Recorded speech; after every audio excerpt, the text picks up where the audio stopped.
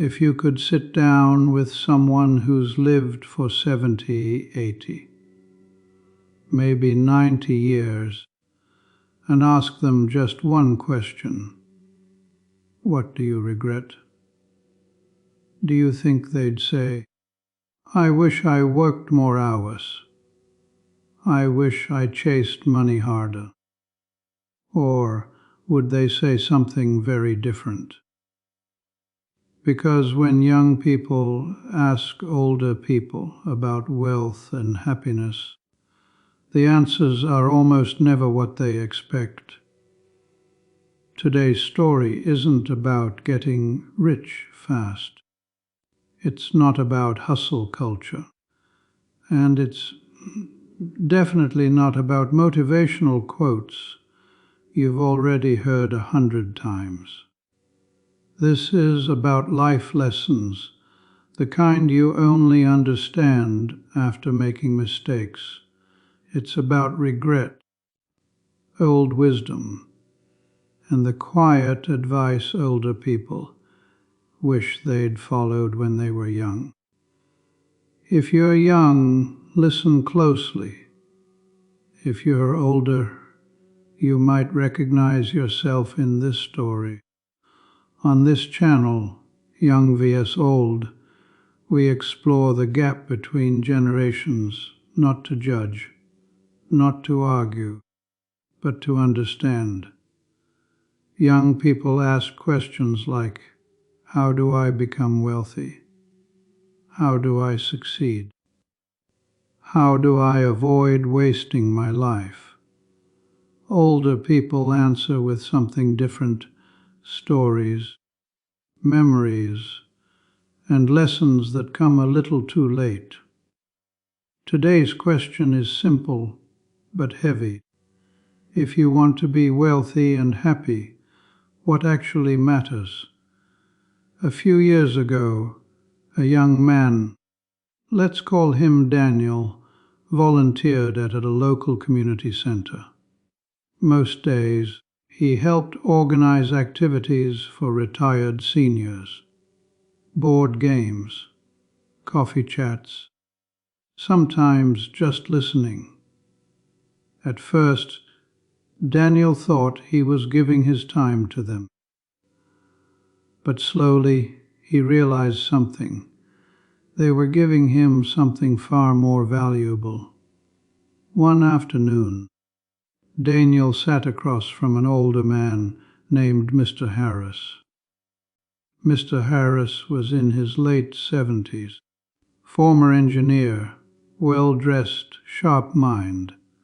Daniel asked him casually, so, if you could go back to your 20s, what advice would you give yourself? Mr. Harris didn't answer right away. He stared at his coffee cup, then smiled, not happily, but knowingly. Mr. Harris, I spent my whole life thinking wealth would bring happiness, he said. I chased promotions. Bigger houses, nicer cars, I won, but I also lost. Daniel was confused. Narrator Mr. Harris explained that by 40 he had money, but no time. By 50 he had status, but no close friends. By 60 he had regrets, and no way to buy back what he gave up. He wasn't poor, but he wasn't fulfilled either. This is where many young people misunderstand older advice. When elders say, money isn't everything, they're not saying money doesn't matter. They're saying, money without purpose is empty. A week later, Daniel met Mrs. Alvarez. She was quieter, softer voice, early 80s. Daniel asked her the same question. What do you regret most in life? Her answer came quickly. I regret the people I pushed aside, she said. I told myself I was busy, that I'd call later. Later never came. She talked about missed dinners, unanswered messages, friendships that faded, not from conflict, but neglect. She didn't regret failing. She regretted succeeding alone. Daniel went home that night unsettled. He realized something uncomfortable.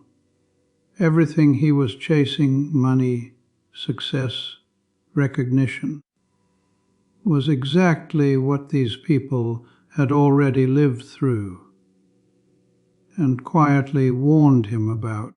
Young people ask you, how do I avoid failure? Old people answer, failure taught me more than success. Young people ask you, how do I become rich? Old people answer, define rich first. Young people ask, how do I live without regret? Old people answer, by sharing theirs. Here's the uncomfortable truth no one likes to hear when they're young. You can do everything right and still feel empty, because wealth isn't just money, and happiness isn't just comfort. They are built from choices you repeat every single day. But here's where the story gets deeper. Because not all elders regret chasing success. Some regret something far more subtle and far more dangerous. In the next part, we'll explore the mistakes no one notices until it's too late, and the quiet habits that decide whether you end up wealthy and truly happy. There's a kind of regret that screams and another that whispers. The loud regrets are obvious. Bad decisions, failed businesses, broken relationships. But the most dangerous regrets are the quiet ones. Daniel started noticing a pattern. The elders didn't just regret what they did wrong. They regretted what they never questioned. They followed paths handed to them, definitions of success they never paused to examine. And by the time they realized those paths didn't fit, they had already walked them for decades. One afternoon, Daniel met Mr. Chen, quiet, thoughtful, a retired accountant. Daniel asked him, what would you change if you could go back? Mr. Chen didn't talk about money. He talked about fear. I chose the safe option every time, Mr. Chen said. Safe job, safe opinions, safe dreams. I told myself I was being responsible, but responsibility slowly turned into hesitation, and hesitation turned into a life unlived. He wasn't miserable, but he wasn't alive either. This is a mistake young people rarely notice. Not chasing dreams recklessly, but never chasing them at all. You don't feel the pain immediately. It shows up later, disguised as boredom or a quiet sense of what if. Another elder put it this way, I thought wealth meant security, but real wealth is freedom. Freedom to say no. Freedom to choose your time. Freedom to walk away from things that slowly drain you. Many of them had money, but very little freedom. Young people ask you, what job pays the most? Old people ask back, what job costs the least emotionally? Young people ask, "How fast can I grow?" Old people ask, "What are you sacrificing to grow that fast?" Several elders talked about hustle, but not the way social media does. They talked about burnout, missed birthdays, health warnings ignored. They didn't regret working hard. They regretted never stopping to ask why. Here's something no one tells you when you're young. You don't trade time for money once. You do it every day. And one day, you realize the exchange rate was terrible. Daniel asked Mrs. Alvarez one final question. If you had to define happiness now, what would it be? She smiled gently. Happiness is waking up without rushing, she said, knowing who you are and who cares about you. It's having enough, not everything. That word stayed with Daniel. Enough. The elders didn't warn against ambition. They warned against endless ambition, the kind that keeps moving the finish line so you never arrive. Daniel realized something important. Wealth and happiness aren't destinations. They're byproducts. They come from alignment between what you do and what actually matters to you. So what does all this old wisdom mean for you? What can you actually do today to avoid these mistakes? In the final part, we'll break it down into practical, actionable takeaways, simple choices that quietly shape whether your future self feels proud or full of regret. After weeks of conversations, stories, and unfiltered honesty, Daniel realized something simple. Old wisdom isn't complicated. It's just easy to ignore when you're young. So let's slow this down.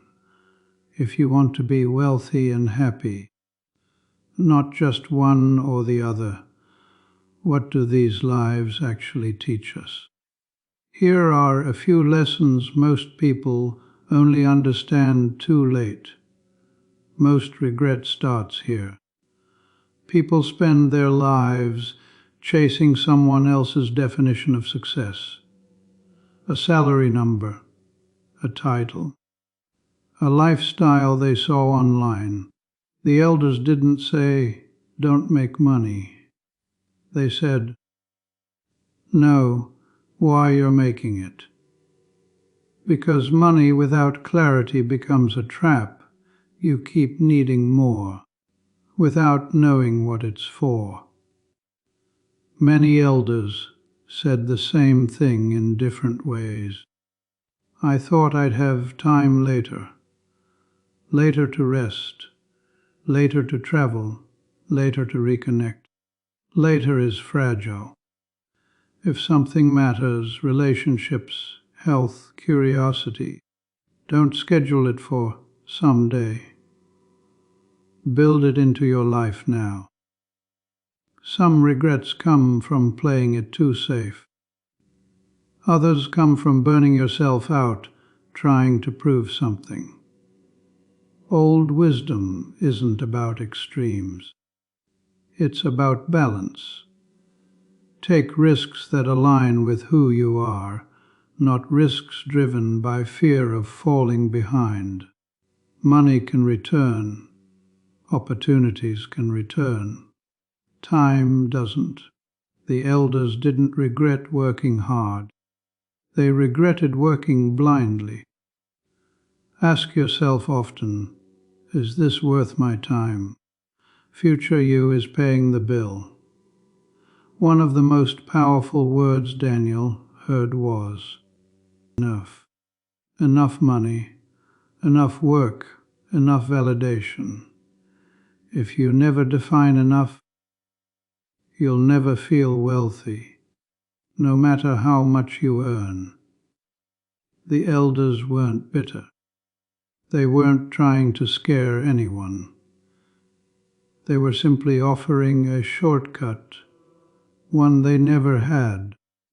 On his last day at the community center, Daniel said goodbye. Mr. Harris shook his hand. Mrs. Alvarez hugged him. Mr. Chen nodded quietly. Daniel left with no sudden life transformation, just something better. Awareness. If you're young, you don't need to have everything figured out, but you do need to ask better questions. Wealth isn't about how much you make. Happiness isn't about constant joy. They're about living in a way your future self won't regret. So take a moment after this video, reflect, adjust one small habit, have one honest conversation. And if this story resonated with you, subscribe to Young vs. Old, because the best lessons in life often come from listening to those who've already lived them.